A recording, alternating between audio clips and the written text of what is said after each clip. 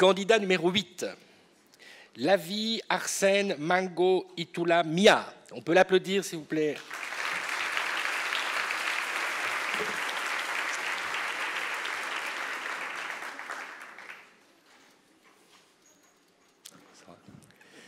Sa thèse porte sur la valorisation des gisements argileux pour la fabrication des produits en terre crue.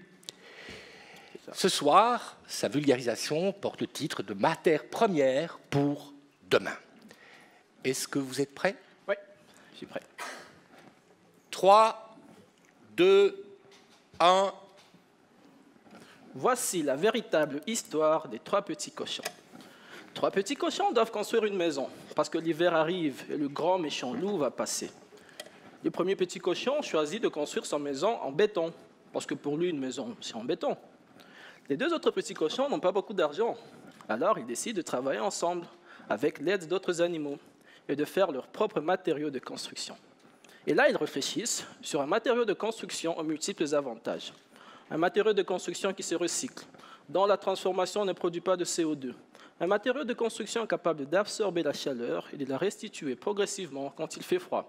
Enfin, un matériau de construction capable d'absorber et de réguler l'humidité dans une pièce. La brique de terre crue. Il s'agit, comme le nom l'indique, d'une brique qui n'est pas cuite, mais simplement séchée au soleil. Alors l'hiver arrive. Nos 2 amis sont au chaud dans leur maison.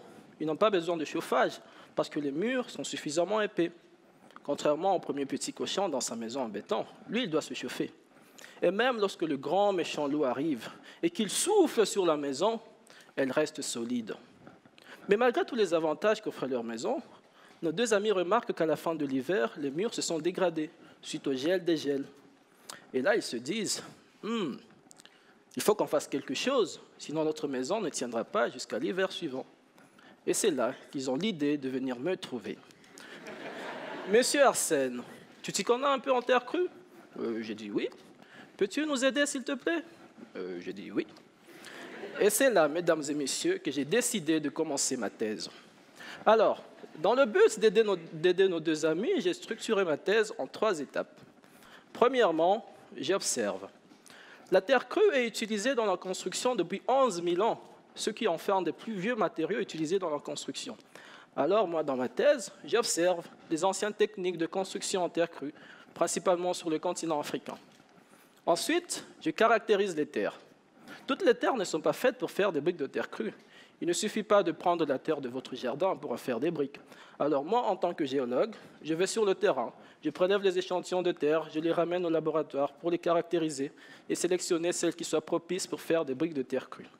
Et enfin, j'améliore mes briques pour les rendre plus résistantes aux intempéries en y ajoutant des composants minéraux, du sable, du gravier ou végétaux, des fibres végétales principalement. Alors, pensez-vous que la maison de nos 2 amis petits cochons peut avoir sa place dans l'architecture moderne? Moi, je pense que oui. Mais encore, il faut sensibiliser le grand public sur son existence et sur ses avantages. Et moi, j'espère l'avoir fait ce soir. Merci.